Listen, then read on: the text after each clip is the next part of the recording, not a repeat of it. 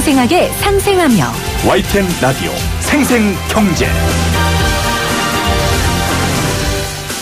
안녕하세요. YTN 라디오 생생경제 김혜민입니다.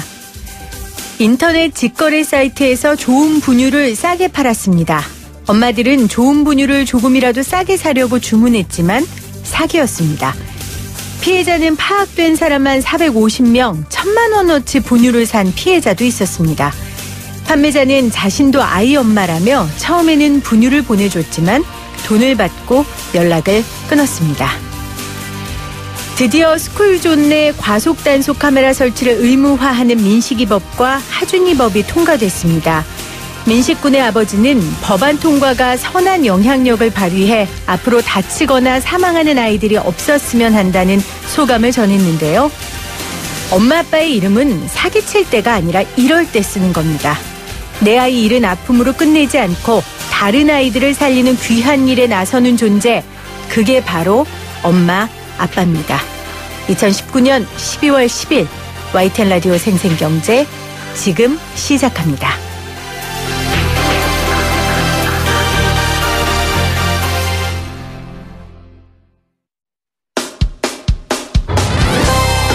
생생하게 상생하며 건강한 경제방송 YTN 라디오 생생경제. 오늘 가장 뜨거운 경제 뉴스를 제일 생생하게 전해드리는 시간입니다. 세계는 넓고 할 일은 많다의 주인공 김우중 전 대우그룹 회장이 숙환으로 별세했습니다. 김 회장은 건강 악화로 아주대병원에서 지난해 말부터 11개월간 입원 치료를 해왔고요. 연명 치료를 받지 않겠다는 뜻을 평소 밝혔다고 합니다. 현재 아주대병원 장례식장에 빈소가 차려졌고 조문객들의 줄이 이어지고 있습니다. 성장하는 한국 경제의 상징적인 인물이었죠. 고 김우중 회장에 대해 알아봅니다. 현대경제연구원 최양호 고문 전화 연결돼 있습니다. 고문님 안녕하세요. 네, 반갑습니다. 최양호 고문께서는 혹시 생전에 김우중 전 회장을 뵌 적이 있으십니까? 네, 일단 고인의 명복을 빌고요. 네.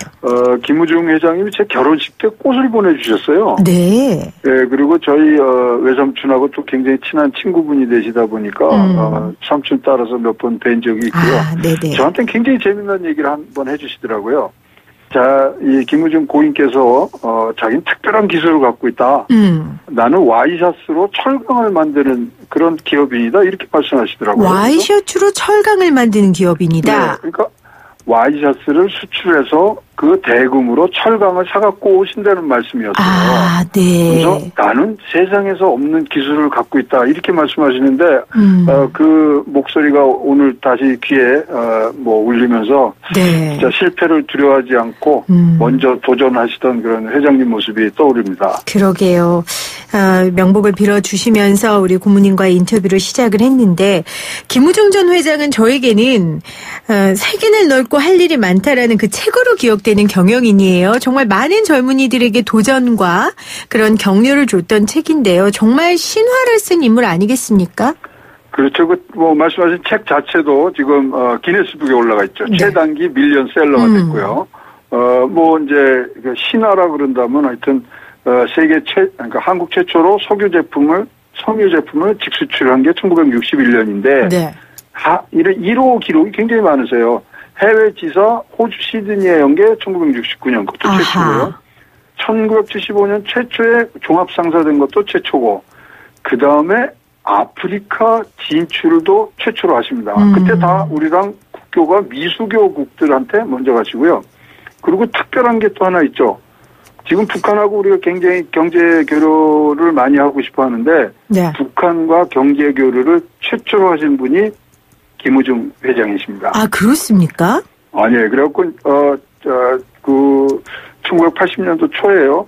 홍콩을 통해서 북한 도자기 500여 점을 갖고 들어오시면서 시작을 했고요. 네. 남포 아시죠? 네네. 남포에 공단을 만들었죠. 개성공단보다 먼저. 네. 그래서 정주영 회장님보다도 먼저 김일성 주석과 많은 또 대화를 하셨고요. 아하. 또 아버님이 6.25 때 납북이 되세요. 그래서 그런 연연들로 해서 굉장히 애정을 갖고 또 민족의 어떤 그런 전체 그림들을 굉장히 중요시하는 그런 애국자셨거든요. 네. 그래서 남북 교류에도 또 1호 타이틀이 있고요.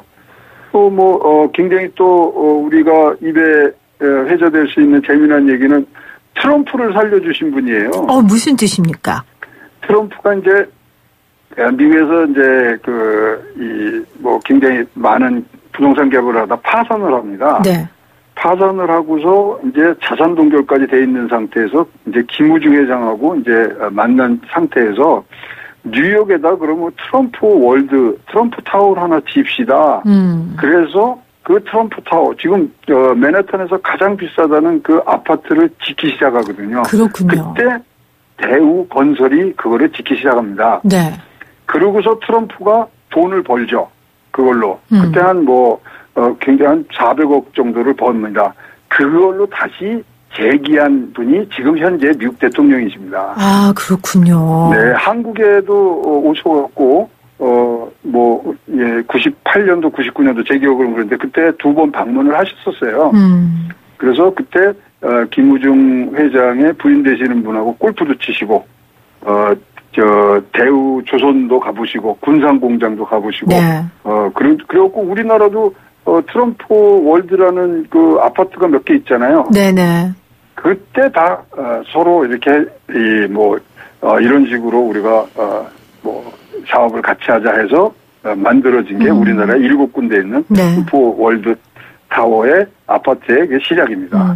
정말 북한, 아프리카, 호주 그 당시에 경계를 넘으면서 신화를 쓴 우리 김우중 회장이고요. 그리고 사람들도 트럼프 얘기도 하셨지만 박정희 대통령, 김대중 대통령 인연과 상관없이 많은 정치인들하고도 또 교류를 하셨었잖아요. 그렇죠. 그런 부분에서 정말 신화적인 인물이 아닐 수 없습니다. 기억을 조금 되살리는 차원에서 고모님, 그 1990년대 이 대우의 아성 어느 정도였습니까? 당시 이제 재계 2위였는데요. 계열사만 41개였고요. 와, 네네. 그다음에 현지법인, 그러니까 해외에 나가 있는 현지법인 조그마한 사무실까지 합하면 589개가 됐습니다. 그래서 해외 고용만 15만 2천 명을 거느리고 있었어요. 해외 고용만요? 얼마나 큰 숫자냐면 삼성전자 전체 지금 직원 수가 10만 5천 명밖에 안 돼요. 네. 그래서 그 당시에 자산이 78조, 매출이 61조고요.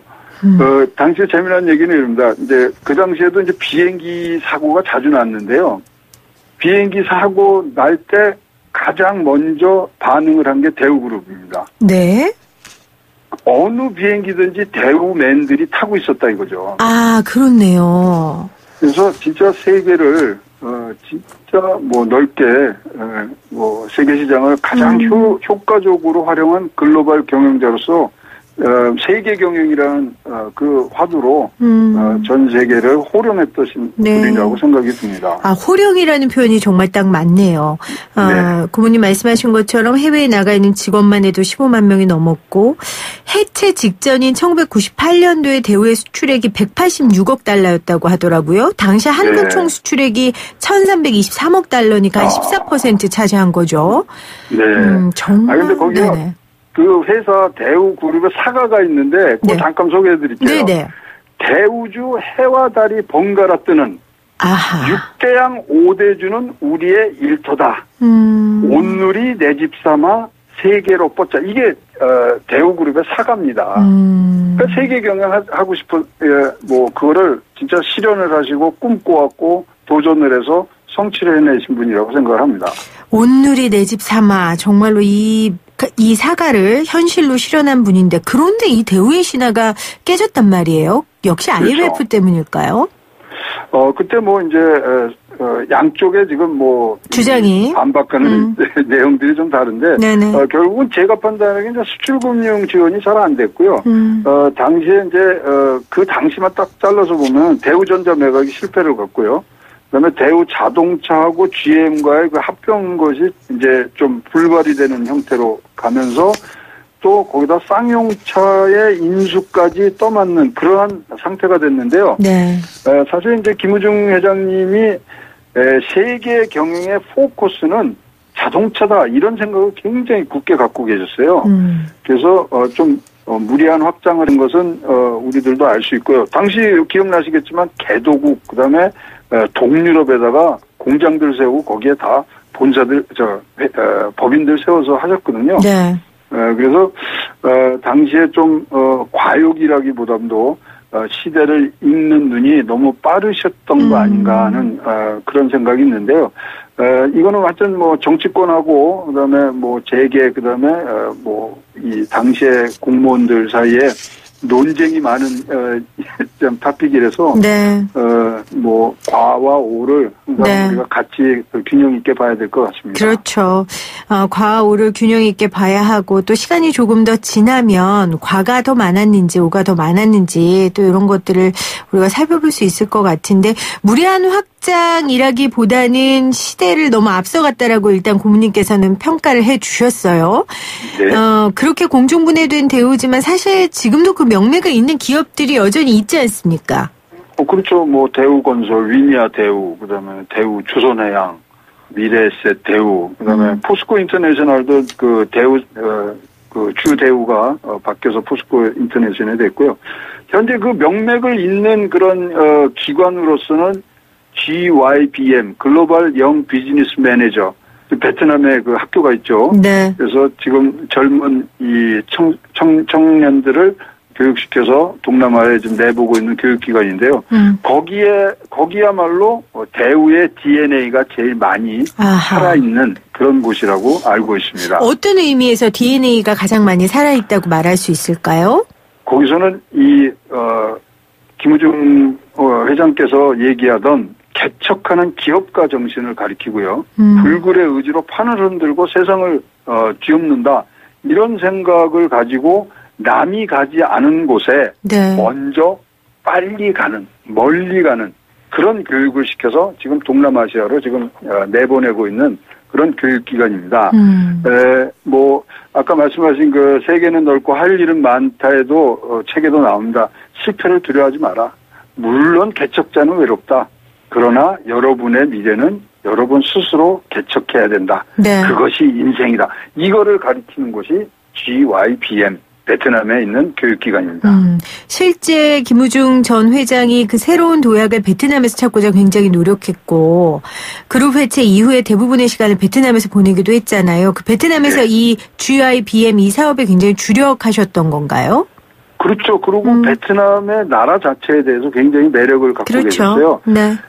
지금 이제 김무중 회장님이 뭐 여러 나라에 지금 뭐 지사도 내시고 뭐 이랬잖아요. 근데 그것을 선정하는 기준이 있었습니다. 네. 첫째, 인구수가 많아야 되고, 평균 연령대가 젊어야 되고, 네. 정치 체제가 안정돼야 되고요. 아하. 그다음에 지도자의 개발 의지가 아주 강렬해야 되고. 지금 딱 베트남이네요. 베트남입니다. 네. 그것을 갖고 제일 먼저 찍은 데가 베트남이고요. 당시에 이제 호치민에 가죠. 이제 호치민이 갔는데 호치민이 가보니까 벌써 상업도시가 돼 있는 거예요. 그렇지만 행정 수도는 하노이였지 않습니까? 네. 하노이를 보고 여기다. 10층 이상 건물이 없었다는 겁니다. 그때 이제 베트남의 그런 고위 관료들이 우리가 국제 행사를 좀 해야 되니 좀 도와주시오. 그래서 그때 만든 게 하노이 대우 호텔이고 대하 비즈니스 센터를 만들면서 베트남에 이제 성장하는데 기여를 하시게 되는 거죠. 그 당시 베트남이 김우중 회장이 전성기로 활동할 때 대한민국과 또 여러 가지 상황들이 비슷했을 것 같아요. 그렇죠. 그래서 아마 그 가능성을 베트남의 가능성을 본인이 경험해봤기 때문에 또 높게 평가하신 것 같고요. 네. 그 김우중 회장은 우리 소위 뭐 흑수저, 금수저 뭐 얘기하는데 흑수저였던 거죠? 그래서 셀러리맨의 표상 이렇게 이야기하는 겁니까? 뭐 흑수저라고 표현하기는 좀 그렇고요. 아버님 교사셨다고. 네, 저 대구사범 교사에다 서울 상대 교수를 하셨고요. 네네. 제주도 도지사를 하십니다. 아, 그런데 이제 6.25 때 이제 납북이 되면서 이제 어려움을 했고요. 김우중 회장은 대구사범 교장할 때 났기 때문에 고향이 대구고 네. 태어나신 곳은 그다음에 경기고등학교, 연세대학교를 나와서 이제 서울에서 이제 사시는 분인데 그때 6.25 때 모든 사람들이 다 그렇죠. 뭐 고생을 하고 그다음에 이제 원래 사남입니다. 그래서 뭐 가장으로서의 보다도 하여튼 어려운 시절을 겪으신 분이기 때문에 네. 이런 도전 정신은 굉장했고 특히 뭐 세계를 넓고 할 일은 많다 이 얘기는 개척하라는 얘기입니다. 개척하고 그런 기업가 정신을 갖고서 적극적으로 해외로 나가서 우리나라 영토가 작지만 경제 영토는 클 수 있거든요. 네. 따라서 적극적으로 해외 진출했고 가장 멀리까지 진출하셨던 분이라고 기억하고 싶습니다. 네. 만 30세에 창업을 하셨다고 해요. 네. 맞죠. 자본금 500만 원으로 대우실업으로 첫 출발을 했는데 제가 앞서 얘기한 것처럼 성장한 한국 경제의 정말 상징적인 인물이었습니다. 이제 영원한 쉼으로 들어가게 됐는데 김우중 회장님이 남기신 여러 가지 업적들에 대한 재평가도 이루어져야 될 거고요. 또 우리가 또 본받아야 할 점들을 또 생각하며 나아가야 할 것 같습니다. 마지막으로 우리 김우중 회장의 이점만은 지금 남은 우리가 꼭 기억했으면 좋겠다 하는 거 있으면 꼽아주시겠어요, 고모님?